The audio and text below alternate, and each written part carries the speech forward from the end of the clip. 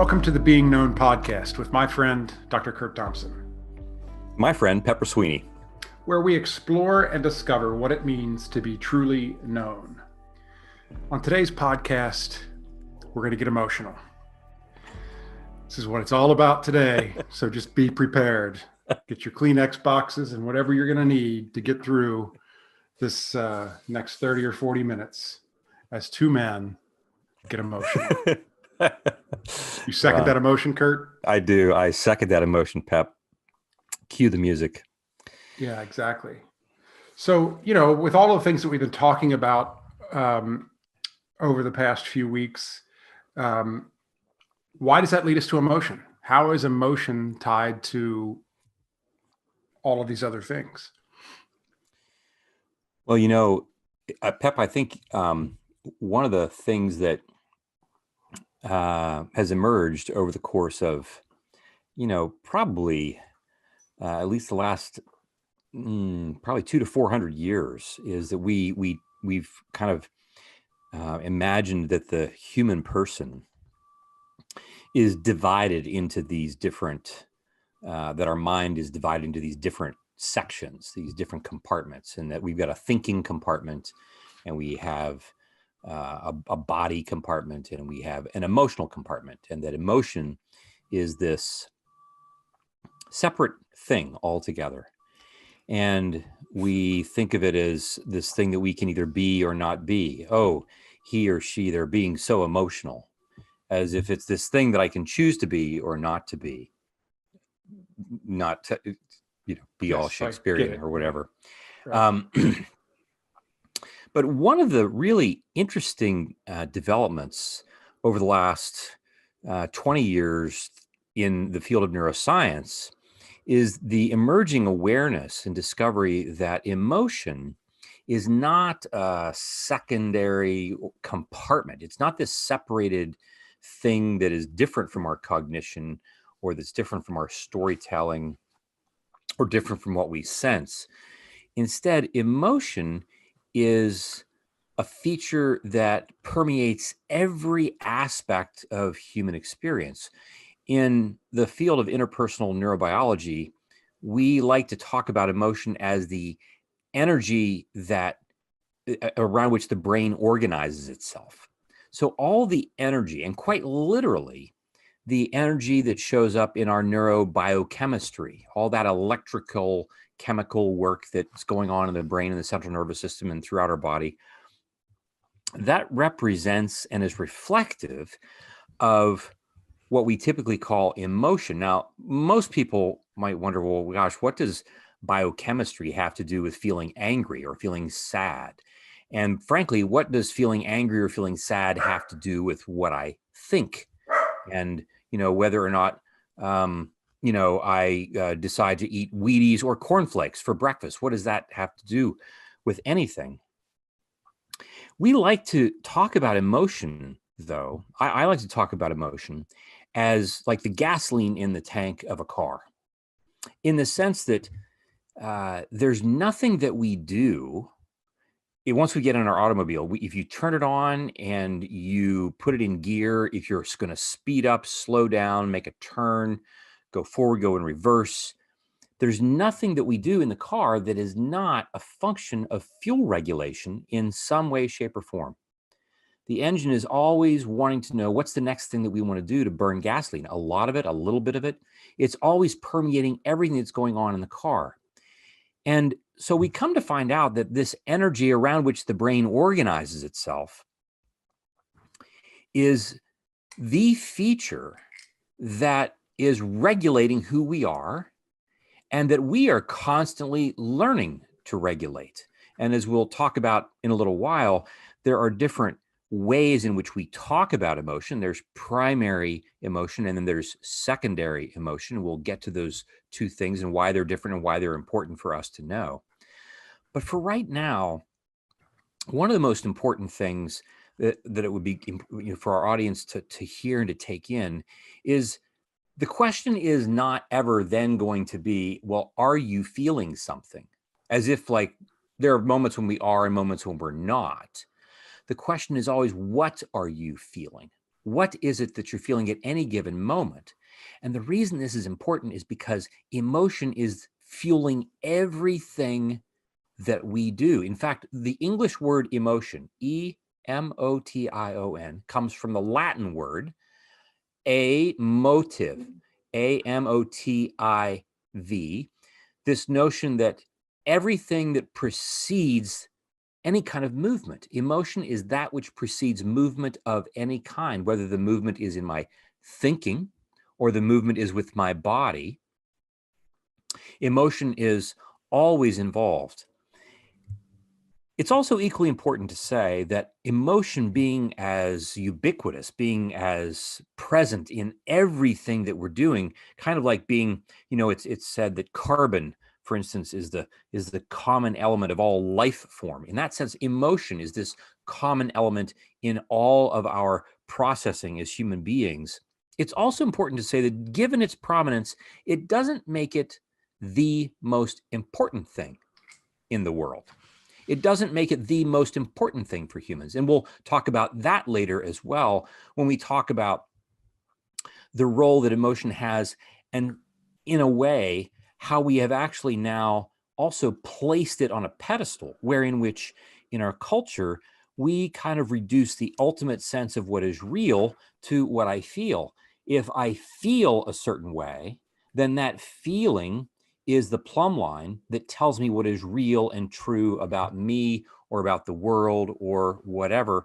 And we'll also, I think, if we get the opportunity, we'll move a little bit into why empathy, because that depends a great deal on emotion, why empathy has limits and why what I feel has limits. And again, just to recognize that we don't build automobiles just to have a place to put gasoline. We build automobiles because we want to go someplace. It's just that gasoline is a huge part of how the automobile operates. But it's not true that just because it's that important, that it is the most important, because it still needs to be regulated.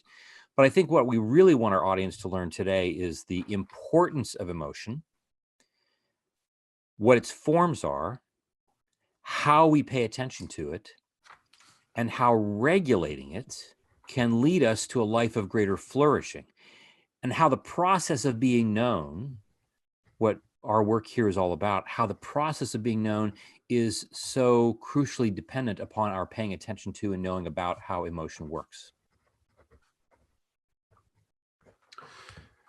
Okay, so just a kind of a rudimentary question, I guess,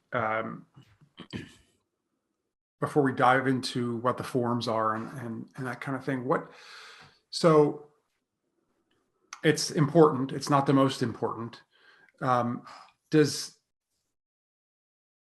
sometimes our mind control our emotions and sometimes our emotion control our mind, or is there more of a set structure to that? It's a great question. We talk about how emotion, again, like fuel, emotion is something that we are either regulating, if we are regulating it, or it's regulating us. Mm-hmm. So, for example, if I'm in the middle of a conversation with Phyllis, with my wife, and she says something, this just happened yesterday. This happened yesterday, where she said something. Are you sure you want to share this, Kurt? Because I just want to make sure. Red light means we're recording. Yes, I know. Well, Phyllis, I just, it's so beautiful. People ask her, well, have you read Kurt's books? And she said, read his books? I live with the book. I don't need to read his books. And so I'm not thinking she's going to be listening to this podcast. So I think I can say pretty much whatever it is I want to say. Honey, forgive me, but it's all falling on deaf ears. That's right. That's right. So yesterday she was trying, like she showed me this little video, and the video was a bit of a joke, but I wasn't getting the video. I wasn't getting the joke. And as it turned out, you needed to have you need to have some information about what the video was referring to that I didn't have access to. Well, she thought that I did have access to this information that I didn't have. And so I'm looking at the video, and I'm like, I'm not getting it. And she's like a little incredulous that I'm not getting it. And she says to me, she says, you know, for a guy who's so smart, I don't really understand how it is that sometimes you just can't get these things. Okay. Now here's the thing. My wife adores me. She really does. And I adore her. And she was just making a joke. She was yanking my chain. She was being playful. And as it turned out, she caught me on, you know, it's like she threw a pitch and she threw it high and right inside. And like I took the pitch out of the park because I heard that. And I started to feel things. But I, unfortunately, was not paying that much attention to what I was feeling. Now, it wasn't that I wasn't aware at all, but I wasn't taking a step back and saying, oh, that kind of stung. I didn't say that. I just said nothing. And literally 5 minutes later, we were talking about something else. And it was she asked me about if I knew where she had put something. Because like, I can't remember. I just had it. I can't remember where I put it. And I said, well, for someone who's so smart, I can't imagine that you can't remember where you put that. Okay, now this is me. Like the audience are like, I'm just turning this off. This guy's not worth listening to anymore. This is what I said to my wife. This isn't a marriage and therapy show. So. That's right. Well, it's obviously not, because I'm not going to be helping anybody if they're listening to my marriage, right? So, and she looks at me and she says, you know, you're right. Sometimes it's just crazy how I cannot be I can't remember things, even though I'm really smart. And she's rubbing it in. She's rubbing the salt in the wound because I'm not intentionally trying to hurt her. Like I'm not trying, but like I was upset. Right. I hurt her feelings. And later I said to her, like, I really screwed that up. And we went on to talk about how, like, she, you know, I mean, we worked it out. And she even said, like, I said, like, when you were, you know, showing me this video, like, I didn't get it because there was certain information, obviously. And she's explaining to me. And I said, like, the minute you got to explain the joke, right, the joke like dissolves, right? And so she said to me, she said, like, you know, I realized that I was really disappointed. I wanted to show you something that was really funny. Right. And you didn't get it. And I felt like somehow I felt bad that I wasn't, you know, and she says, so that I said something and it wasn't very nice to you, you know? And so, and she apologized. And I said, yeah, but that's no excuse for what I said later about, you know, your memory. And so we're all good, but it's a perfect example of how in a moment I felt something. When she said what she said to me, for a guy who's so smart, I felt something, and I felt it literally in my chest.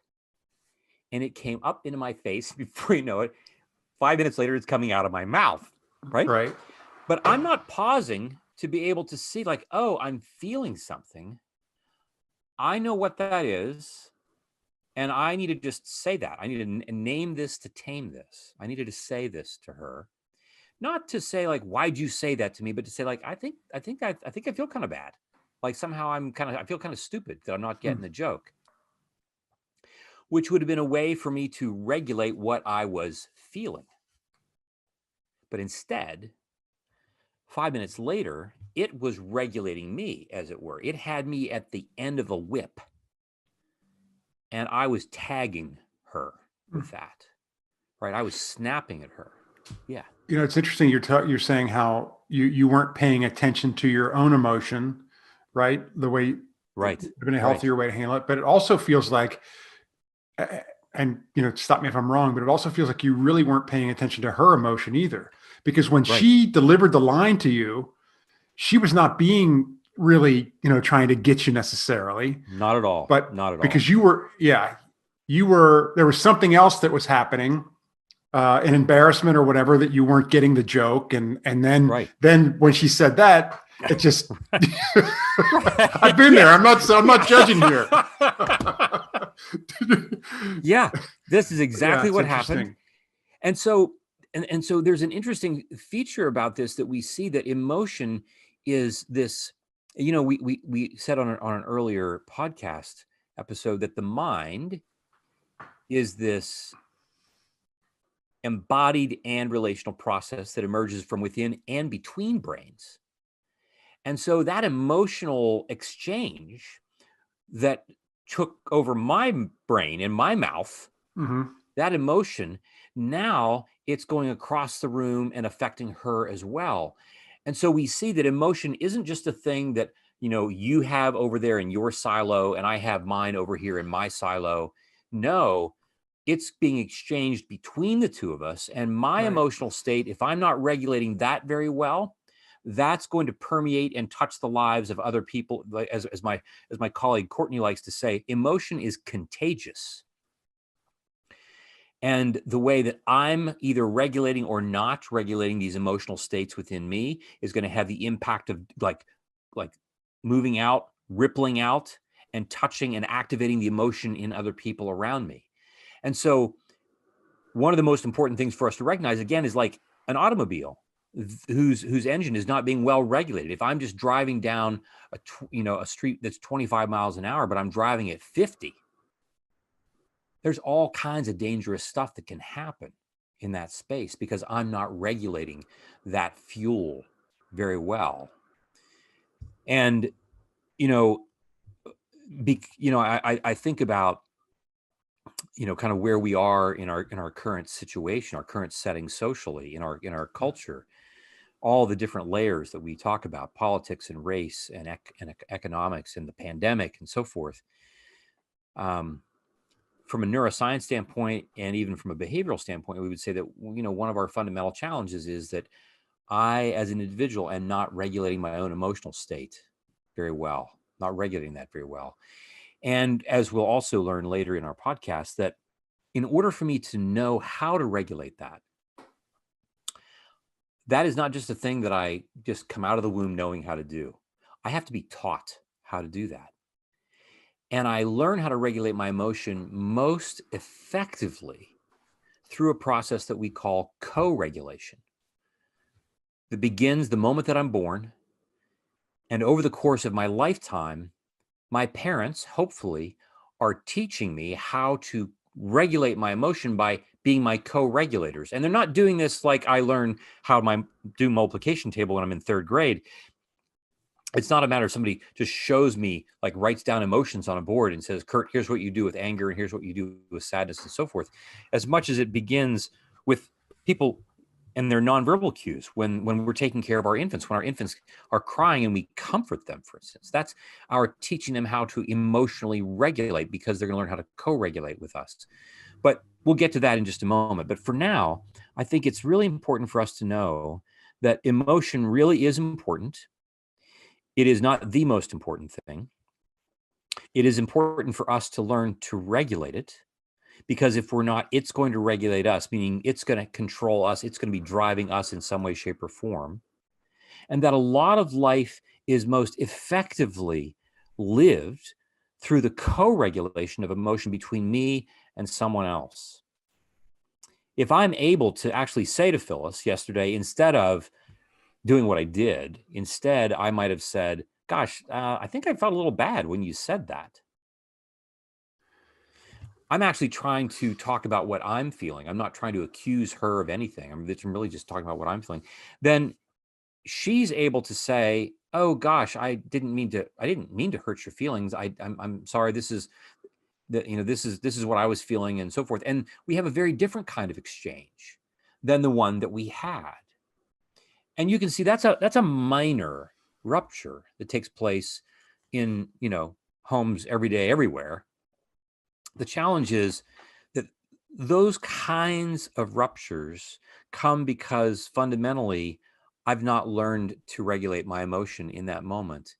And if I practice not regulating those emotions, then I get to the point where the results of the ruptures that come because of that dysregulation can be far greater than the one that Phyllis and I experienced yesterday. Listen, I'll give you just a few miles from my house. About a week ago, there was an incident of road rage where one guy cut somebody off unintentionally, but that person got so angry chased him down, hit his car, knocked him off the road. The guy looks in his rearview mirror and he sees the guy coming out of his car with a rifle. That guy happens to be packing heat as well. And there's a shooting on the freeway. Oh my gosh. So if we don't start regulating, Oh my God. Yeah. our emotions, I mean, think about like that, just like the extreme, right? Of just Right. how far it can go. But I have to say that it takes, like, it's not easy to be in a moment, like even a moment with you and your wife, and to start, like, you're feeling something, right? And so I think it's going to take a lot of practice to start saying, okay, what am I feeling? And how can I talk about what I'm feeling instead of attacking back or, Right. whatever else. Right. Right. Well, this kind of takes us, I think, right to some of what I mentioned earlier. If it's okay for us to go there, I mean, to talk now about this difference between primary and secondary emotion, and the whole notion of how we learn to regulate our emotion through this process that we call co-regulation. Just to rewind the tape a little bit, we remember in an earlier episode where we talked about how the brain operates bottom to top and right to left, in the sense that first we sense things in our bodies, and all those sensations run through our neurological system to our spinal cord, and they run up the spinal cord to the base of our brain, the brain stem. And from there, things tend to run toward the right side of our brain, where the internal workings of the right side of our brain, particularly in a part of the brain called the insula, gives us a sense, this internal map of the body. And from there, it processes more on the right side of the brain what I'm sensing and imaging and feeling. And then it sends it across the corpus callosum, that strip of tissue that connects the right and the left hemispheres of the brain, sends it to the left side of the brain, wherein, in general, that left side then starts to give us language. It starts to help us make sense of what we're sensing. First we sense, and then we make sense of what we sense. Bottom to top, right to left. Why is that important when it comes to emotion? When babies are born, their entire connection to the world is largely through touch. Yes, they do take in their mother's and father's voices. They begin to conjugate their gaze. They begin to see clearly and so forth.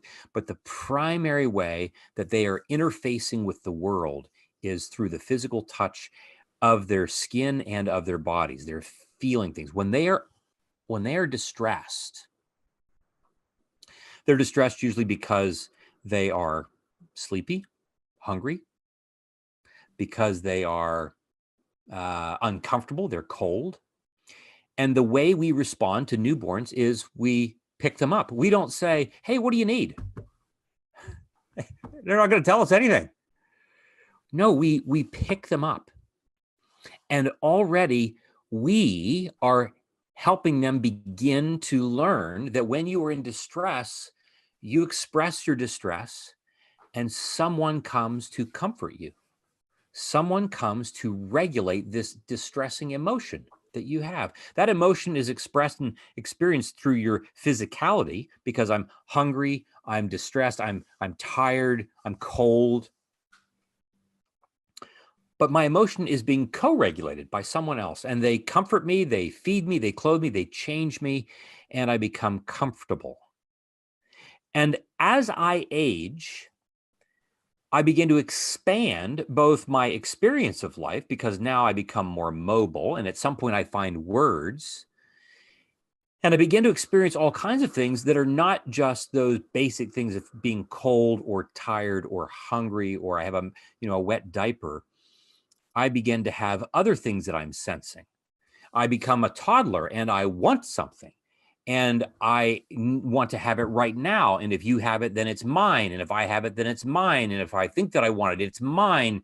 And I'm upset when you set a limit. And now I'm upset for a different reason. I'm not cold, I'm not hungry, but there's this thing that I want. I can't have that. And so if you're parenting well, you might be able to be with me, and you might talk in words that I can understand, still setting a limit, but speaking in a tone, for instance, that is not angry or harsh, but might still be, it's gentle, but it's firm. And that you pick me up and you say, let's talk about this, or you may not have that. You may have water or you may have milk in your red or your blue cup, but you're not going to have juice. And I need you to help me learn how to regulate those things that I'm feeling. And so in this way of parenting, the parent's presence helps the child learn how to experience feelings while learning how to regulate them. That I have to learn that I can feel things, even things that are distressing.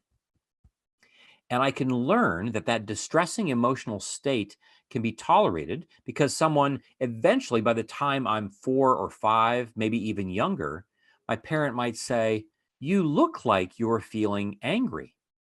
You look like you're feeling sad. You look like you're feeling really pleased. And my parents actually start to give me words that represent what I'm sensing in my body. And if they're really attuned, my parents might even begin to ask me as I grow older, where do you sense your anger? Like, you look angry. Like, I see it in your face. I see it in your clenched fists. You're really angry. Can you tell me about that? Where? And then my parents are helping me put words to what my body is sensing and what I'm feeling. And as we like to say, the more of my entire mind that is involved in the regulation of emotion, the more effectively that emotion is regulated. If the emotion isn't just confined to my body, but now I can put words to it, and I can talk with you about being angry, you might say to me, oh my goodness, I get that. I understand. It makes sense to me that you're angry or that you're sad. And I realize that this sadness is something that is received in the room. My parents say, yeah, it's okay to be sad. It's okay to be angry. Now, you can't hit dad with the toy hammer. We don't hit people. We don't say, for instance, we don't say, I hate you. Like, there are certain things that you're not allowed, like, that's not a helpful way to regulate your anger. You can say, I'm really angry. Yep, I get that. But we would say there are certain things that we put restrictions on that are not helpful in our regulating that emotion. Right. But the biggest thing that we're learning here is that if I have parents that are attuned, they are actually teaching me that emotion is important and how to regulate it, such that by the time I become an adolescent and then an adult, I've learned, and especially if my parents are like really on top of it and they start to talk with me about the way that they're parenting, I learned that in order for me to regulate my emotion, in order for me to allow emotion to do its good work within me so that I can actually benefit from it, I need the help of other people to help me regulate that sometimes. And that practice of co-regulation that sees me through the early years of life then teaches me how I can learn to regulate it on my own eventually. When I have good teachers showing me how to co-regulate, I can then know what it means to talk about my feelings on my own when I'm in some other setting. So much of what's hard for us is that we don't have much practice, welcoming emotion to the room so that we can then become familiar with it, so that we can then also learn how to regulate it properly. There is a way of thinking about the experience of emotional life that we will get to eventually on another episode when we talk about the work of Stephen Porges and this notion of the polyvagal theory. And in this notion, he talks about this idea of a window of tolerance, that part of the mission of what it means for us to grow up and flourish as humans is to widen our window of tolerance. And what are we tolerating? We're learning how to tolerate a range of emotional experience. This entire range of anger to joy, sadness, grief, longing, and everything in between is a range of emotion that, like, when I'm little, I can't tolerate very much at all, which is why when I'm 2 and I'm upset, I fall down in Safeway and have a tantrum. We hope that when I'm 22, I'm not doing the same thing. Then they would be calling other people, not my mother. They'd be calling other people for that. Right. But here we're really talking about, as Porges talks about, widening the window of tolerance. We are expanding our capacity to tolerate a range of different things such that when we do feel them, we can regulate them by expressing them in proper ways and not necessarily the way that I did with my wife yesterday. Right. Right. So you started off this section where you were going to talk about the primary and the secondary, um, and we got into the co-regulation, which makes me just really pray that I was a good parent, and am still. Yeah. It's just learning those skills, all the time still, and trying to have those kind of conversations with my kids. And Right. yeah. Well, I mean, it extends in adulthood. We'll talk about primary and secondary emotion here in just a moment. But I mean, like, I mean, Pepper, I love kind of, again, one of the reasons why I'm just so thrilled that you and I are doing this together is that we have a relationship that in which the very things that we're talking about are things that I can refer to. So I think of the I think of the multiple conversations that we've had in the time that we've known each other, in which everything from, gut busting humor to grief and anger and sadness, and the number of times that I have talked with you in ways in which, you've just received me, and things that are bouncing around in the back of my head that if I don't name them to you in those moments, like, I'm not going to be okay. Mm. And you're hearing me and not leaving the room. Not only does it allow me to name what I'm feeling, it changes what I'm feeling. Because where I have a certain shame, for instance, and, there've been any number of things that we've talked about in the course of our relationship where I've come to you with a thing about which I'm, like, just terribly ashamed, something that, that I'm thinking, or something that I've experienced. And that's an emotion that, like, I'm not, like, to contain that, to regulate that on my own is too much. And to put that on the table in front of you and for you not to leave the room, it's not like, oh, now I still have my shame and you're just aware of it. But the very nature of it is, I experience that completely differently, because my feeling felt by you means the very nature of what I'm feeling is transformed. Shame does not get to take up residence in an isolated pocket in the back of my brain any longer, because you are hearing it and you're receiving that with compassion and empathy, allows that to be different. And that's a primary example of co-regulation, even as an adult, Yeah, that's what I that was going to I've ask just you. been so grateful for. Yeah. Yeah. So we continue by being known to co-regulate, and that's growth, and that's Right. right. Right. So briefly, a little bit about this difference between primary and secondary emotion. Right. When we typically think about emotion, we think about it in terms of these particular feelings that we have, which makes sense. I'm angry, I'm sad, I'm hurt, I'm lonely. And that's all true. But as far as the body is concerned, long before I become aware that I'm feeling a certain thing, I feel angry, my body senses something. And these primary ways in which we experience shame or guilt or anger or joy, these primary ways are experienced in my body and activate parts of the brain that I typically don't have conscious access to. So I might experience my anxiety before I even would call it anxiety. Like I notice that my heart rate is up, or I might notice something in my gut. And these are what we call primary, in that they come to me through all kinds of things. So I might let's say that I grew up in a house where whenever my dad gets angry, he speaks in a certain tone, and I notice. I mean, I don't notice, but if I were paying attention, I would be aware that my entire like torso begins to get tense. But like I'm 2 or 3 years old. I don't know this. And this is what happens throughout my entire childhood and growing up into adolescence. I don't know that that's what happens. I get tense.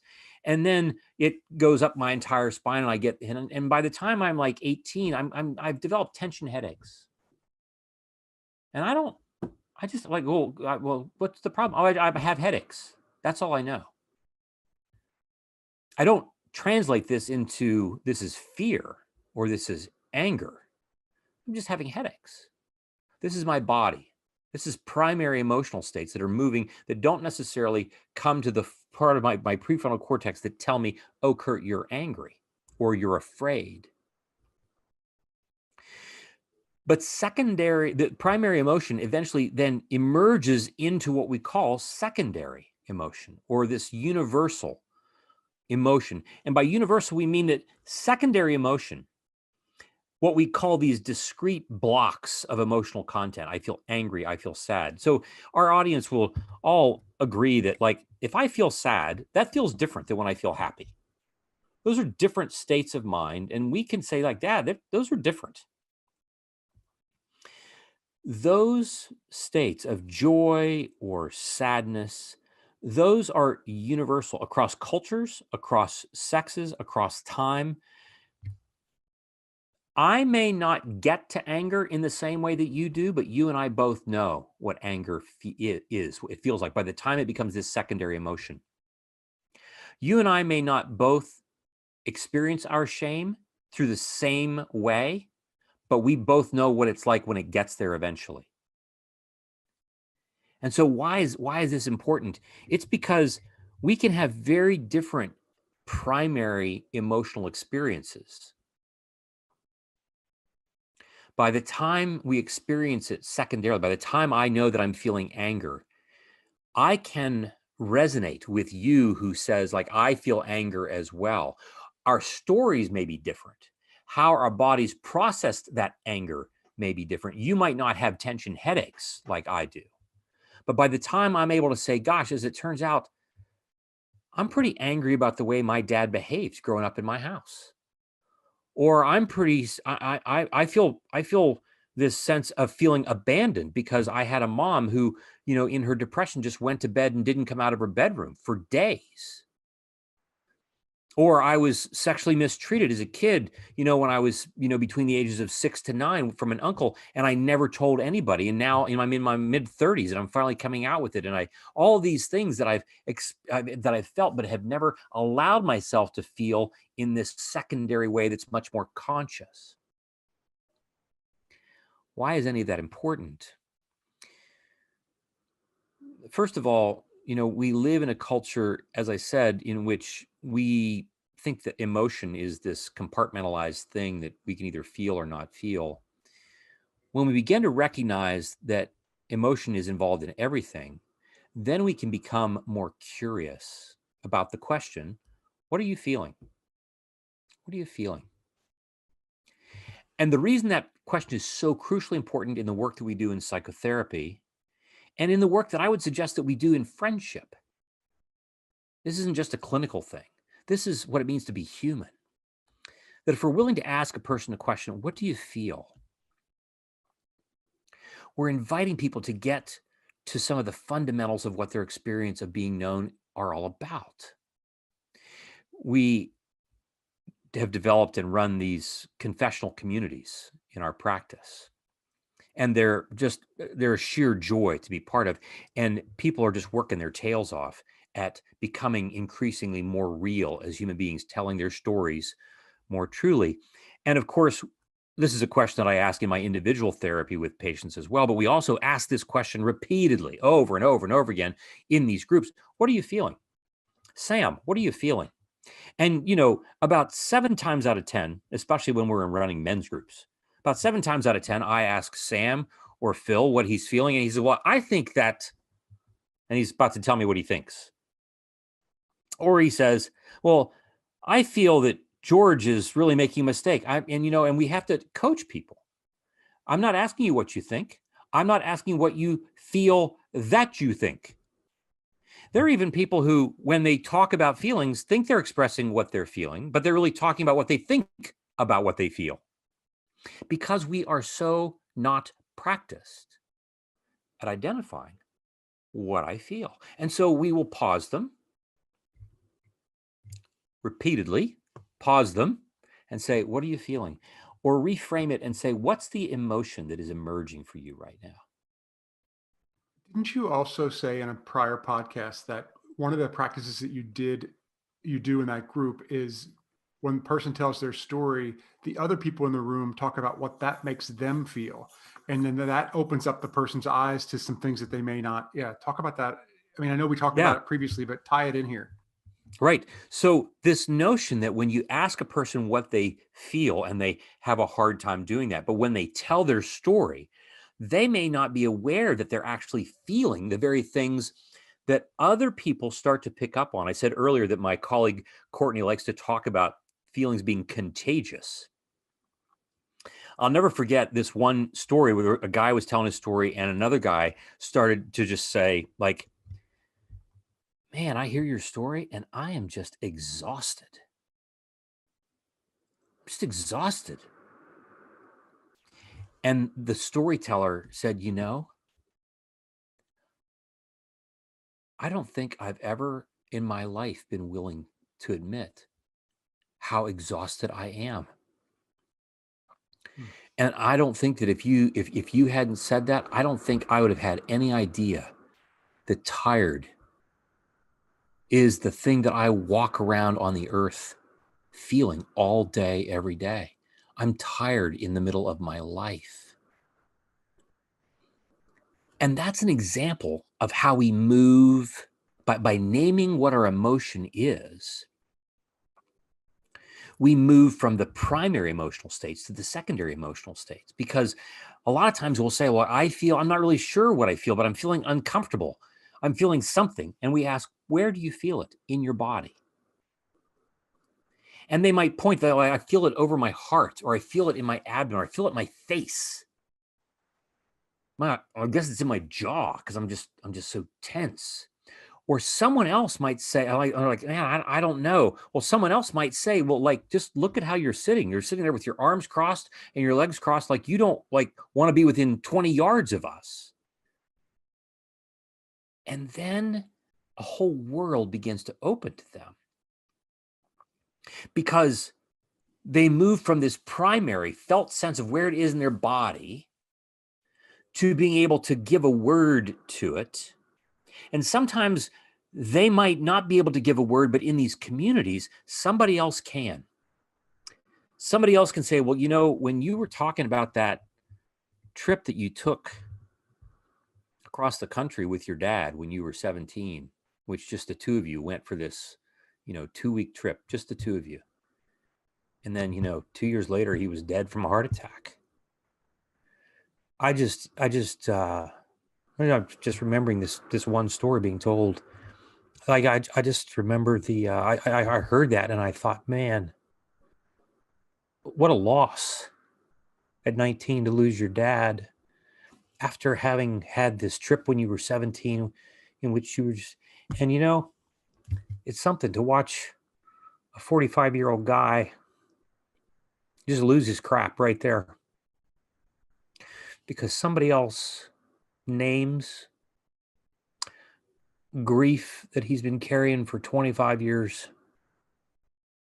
but that he's not allowed himself to sense or name or experience, because when his dad dies, he's got to drop out of college and he's got to work and work and work in order to make sure that his family of origin is okay, before he can eventually get back to college. And all the work that is involved in doing that means that his grief is pushed underground. And it's pushed underground until somebody else comes to mine it. And that's co-regulation. And that's not just a matter of like, I'm upset and you help me calm down my being upset. That's a matter of, I'm not even aware that I'm feeling anything until somebody else puts their finger on it. And, this is,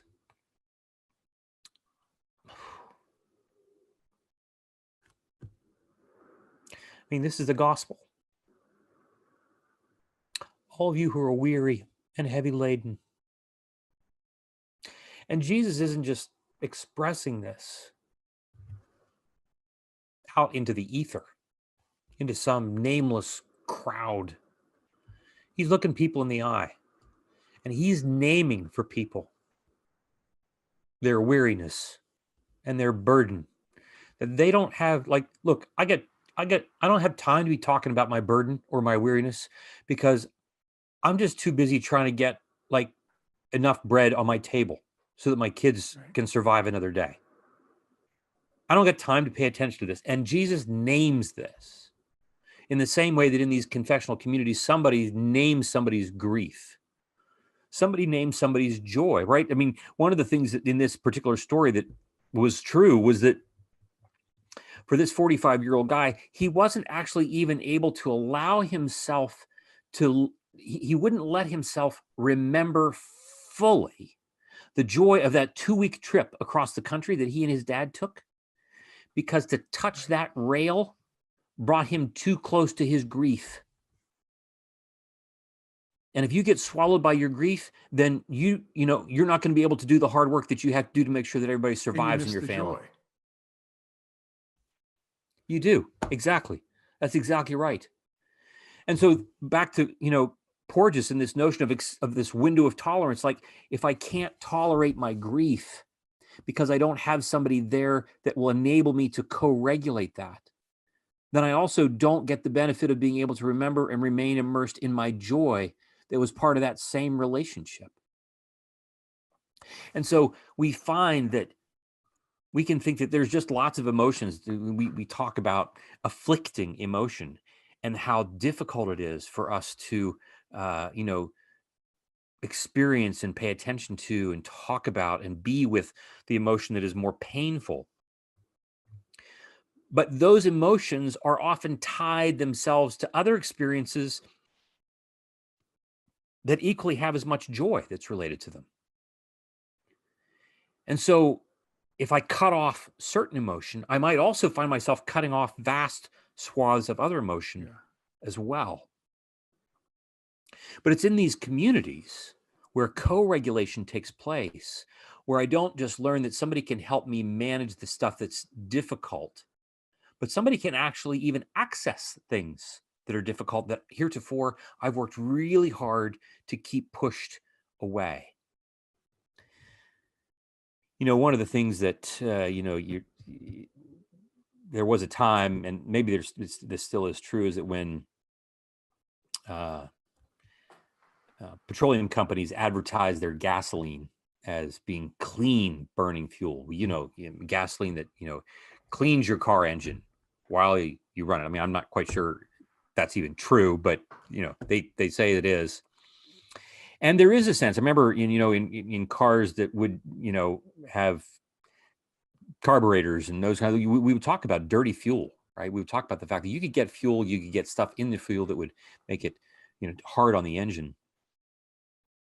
And, a part of what we like to say about emotion is that emotion in and of itself is neither good nor bad.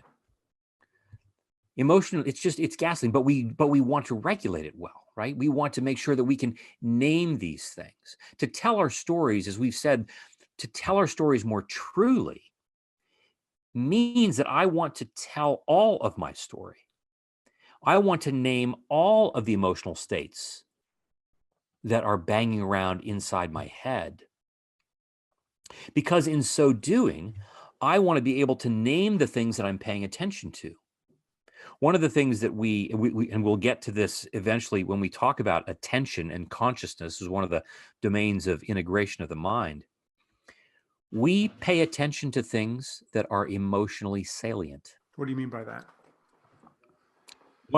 One of the primary roles that emotion plays is that it is the thing that draws our attention to anything Right. in the world. I pay attention to things that capture my emotional states. I don't just pay attention to something that's interesting because it's interesting. It's interesting because I'm emotionally drawn to it. I'm attracted to it. I feel something. There is this surge of primary emotion, even if I don't at first know that, intrigue or joy is really what's emerging for me. I'm just drawn to this. If someone were to walk into the room with a handgun, that wouldn't be pleasant, but my emotion would be immediately drawn to it because, my attention would be drawn to it because it's emotionally salient. It's emotionally significant to me. I'm afraid. And so I pay attention to that.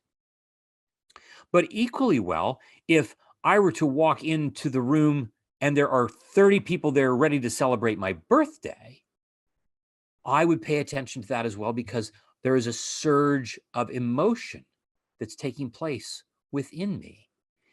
And those things that are emotionally salient, we pay attention to. And what we pay attention to, we remember. And what we remember becomes our anticipated future. And so we come to discover that emotion is crucial because it drives attention, which drives memory, which drives our anticipated future.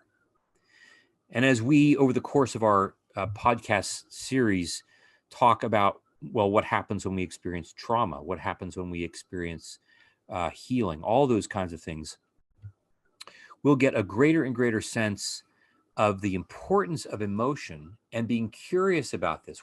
Asking the question, what do we feel? What do we feel? What do we feel? For the purpose of them asking the question eventually, what do we want to do in response to this? So much of my actions, like what happened with Phyllis and me yesterday, they were just my primal, lower brain grabbing the gear shift and the steering wheel, grabbing my mouth and saying, and just being a smart aleck, with her, right? The Jews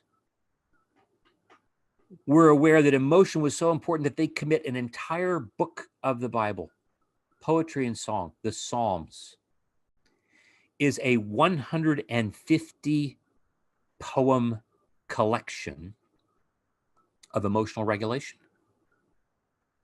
And, you figure, well, gosh, how many emotions are there? There are about, 7 or 8 primary emotions of these primary things that we start to sense: anger, rage, a range of different things that we feel. Like, why do we need 150 Psalms? Why can't we just have one psalm or maybe 2 or 3 and it can express everything we need? Why is it no, we need that much because we need the opportunity to express so much of who we are within that range. And the other thing that is really important to recognize is that these Psalms were written, collected, and produced for the purpose of being read and sung in the congregation, in the community. Nowadays, we in our private Bible studies, we read these individually, all of which is really important and necessary and helpful. But that's not how they were originally designed. They were designed for us to be sung, read, memorized together in public. We would look at each other while we were saying these Psalms, while we were expressing all this agony and joy.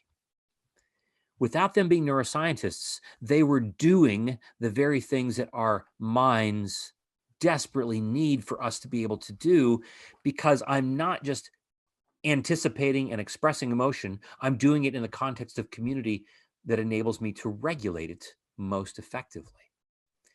And so, for our audience today, I'm really excited for us to be able to identify what we feel and then ask the question, not just what are you feeling, not just where are you feeling it in your body, but also asking the question, who are the people in your life with whom and by whom you are able to co-regulate your emotion in such a way that you can pay attention to it in meaningful, healing ways.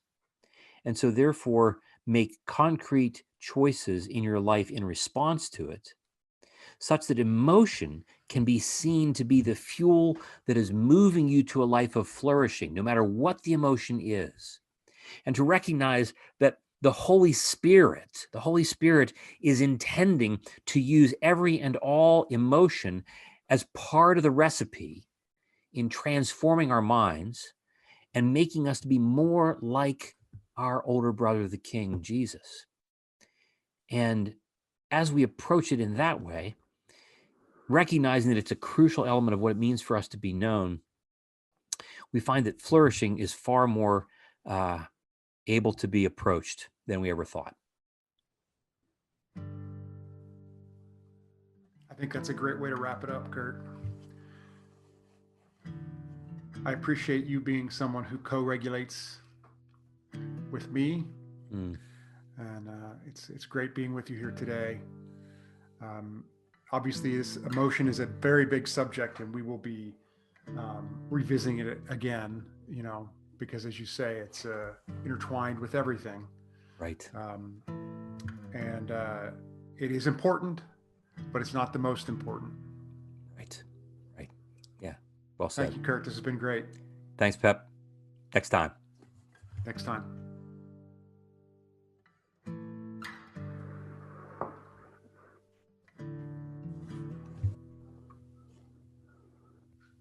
Head, because then otherwise this may be good rather than coming back later. Right. Okay, because so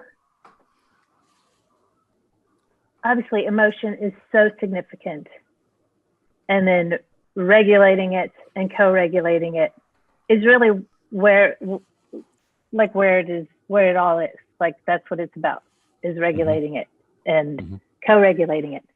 And it so made me think about when we talked about vulnerability, because that feels so vulnerable to me. Yep. And that made me think of one time with Pep. We had a call scheduled and Pep had to reschedule it, which is usually not a big deal. But when he did, I was flooded, totally surprised by my feelings.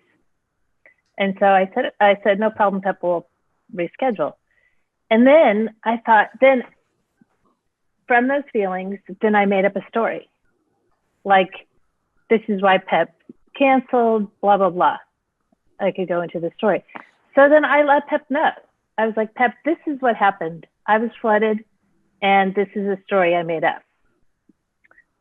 Again, I felt very vulnerable.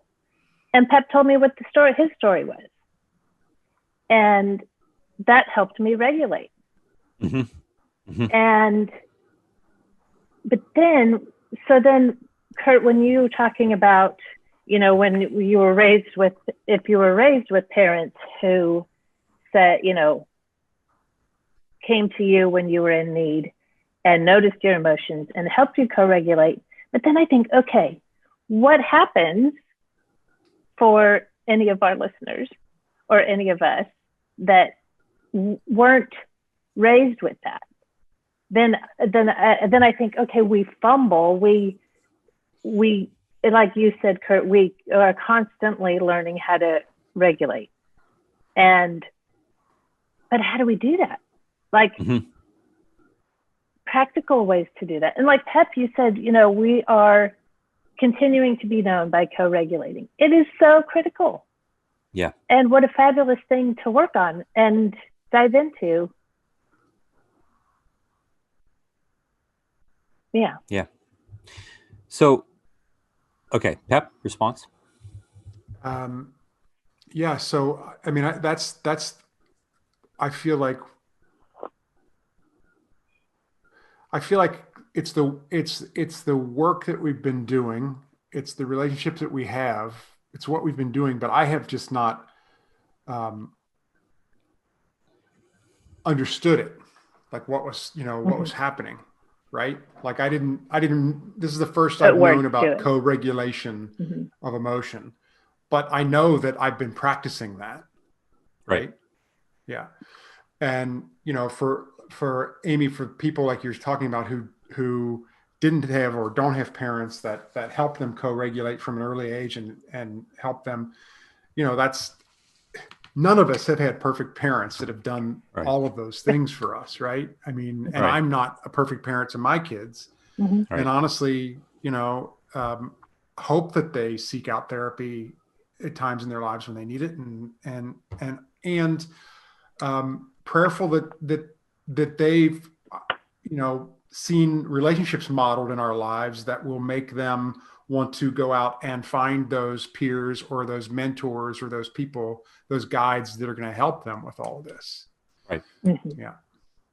Even as you're talking, Amy, I mean, there's a part of me that wants to, and maybe this is part of what we were saying yesterday about finding, we're having this chat right now. We can kind of come back and kind of like add some stuff onto these. Right. So like I wasn't thinking about it at the time, but I could easily kind of just describe my own experience, right? I grew up in a house where, one of the common parenting tools was you quit your crying or I'm going to give you something to cry about. Yeah. Yeah.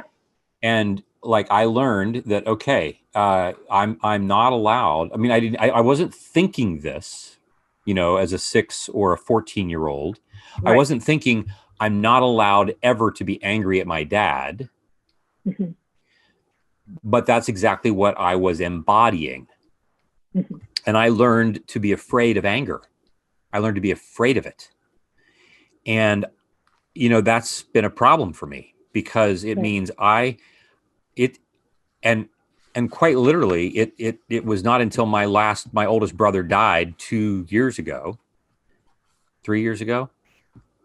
that I discovered how much rage I'm walking around with. I got 56 years of rage, and I'm angry at everybody. I'm angry at my parents. I'm angry at my brothers. I'm angry at I'm angry at my wife. I'm angry at, and at the same time, I'm terrified of it. Right. I will do anything to keep somebody from being mad at me. Right. And I think in some respects, some of that is because I wasn't taught how, like, that you can actually be angry and be okay. Like you can be angry and sin not. Like, no. Anger is going to kill somebody. And I'll tell you how it's going to happen. You're not going to kill me. What's going to happen is if I really let loose what I'm feeling, like it's going to be a scorched earth. Yeah. Like there will be no prisoners. And, yeah. And so even now, so like,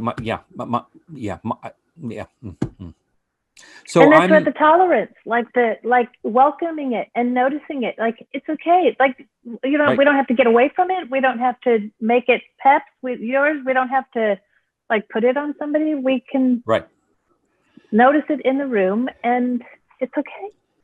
Right. Yeah. And my fear is that if it shows up, I'm, somehow I'm going to be seen as the responsible party for why it's here. And then I'm going to be left. I'm going to be like this catastrophic sense of abandonment, or I'm going to be annihilated. I mean, something about like, whatever it is, like, it's not going to be good. Right. And so I think, like, I don't know, I think it could be helpful for us to even talk about that a little bit, and then even come back and say there could be some practical things, like who are the people that you're actually saying, like, look, we're going to tell your story, and we're gonna name some things that we feel about some things in our story. It's important for you to get to know that, and then you could go online and you can look up, well, what are some feeling words. And where do you see yourself feeling joy, anger, sadness, grief, shame? Like where are some places in your life so you actually do some exploring with that in a way that is kind of non-threatening in some respects, right? I don't have to wait until it's showing up in my kitchen. I can actually look for it on my, in a safer environment, so to speak. I don't know. I don't mean to I'm just yapping now, but. No, that's good. Well, and even like, I think, okay, this week, and it's we will have to come back to this. But I think even like this week, like what we could do, anybody could do right now, is to just notice what when we're experiencing emotions, because it is even hard. They go unnoticed many times. It's like, oh wow, I'm really annoyed. Nell and I just recently started, as in just recently, like in the last couple of weeks, like setting aside time, because we're, you're busy, right? I mean, even though we're not really going anywhere, we're still, our lives are very busy. She's working and I'm working and everything. So we've actually scheduled time to literally talk about our feelings, our emotions. Like, what are you feeling? What, we just started this like in the last couple of weeks, and it's been an interesting process. Like I don't know how much you would want to say, but like Pep, I would love for that to be on the podcast. I mean, I would love for them to do it on the podcast. Yeah. To just have Nell to be our guest. Nell to be on our podcast. No. Yeah. First of all, put your GoPro on and go talk to Nell about. I mean, it's uncharted territory for us in some ways, because it's. But I've literally, like you said, I Googled some things. I Googled some questions. I said, let's have some conversation starters. Let's talk, because we were feeling like we really weren't having time in our lives to do it, like to, and so in order to co-regulate, which I didn't even understand that's what we were doing, we're setting aside time to co-regulate, and to talk through different scenarios and different things. It's been Yeah. And then the idea, go CURT. No, go. And then the idea, CURT, when you said, okay, emotion drives everything. When it drives our attention, our memory, our anticipated future. Okay, after we record, I want to go to a coffee shop and just let that sink in, because that is huge. Because if we anticipate our future,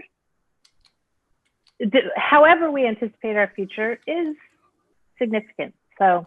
Right. And something else that I didn't even talk about, I mean, there will always be more opportunity to talk about these things. But the other thing that we didn't say is that, emotion plays such a huge role, as we just said, right? Pay attention. We remember, that becomes our anticipated future. One of the important things, one of the important reasons why it is to become familiar with emotion is because when it comes to my future that I worry about, I may have said this to you all before, when it comes to my future that I worry about, and I say I'm worried that I might not keep my job, or I worry that my son might die of cancer, or I worry, whatever the events are, my brain actually isn't mostly attuned to the events per se. What I'm mostly attuned to are two things. One, I'm anticipating the emotional state I'm going to find myself in. That is noxious, right? That it is afflicting, number one. And number two, I anticipate that there will be no escape from it. That's what an anticipated catastrophic outcome is really all about. It's really, I anticipate an emotional state that is afflicting, from which there is no escape. So it's kind of like, I will be forever nauseous and never able to throw up. I'll just be nauseous. That's what I anticipate. And the reason that we anticipate and the reason that we think of it in catastrophic outcome terms is because we don't anticipate that anybody will be with us in it. We anticipate having no access to co-regulation. Right. We're alone. It is nauseous. Exactly. Yeah. That's what every future catastrophic outcome is really about. Yeah. Oof.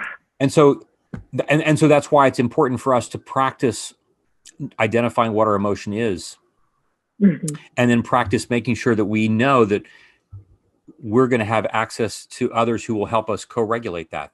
So this is about atonement, right? Act 1 meant, right?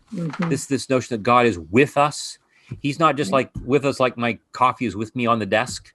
He's like with us in the regulatory Mhm. process that draws my attention to him, even in the face of circumstances that are painful. Whew. Okay. Well, it's 9:30 and we've done one of these. Yeah.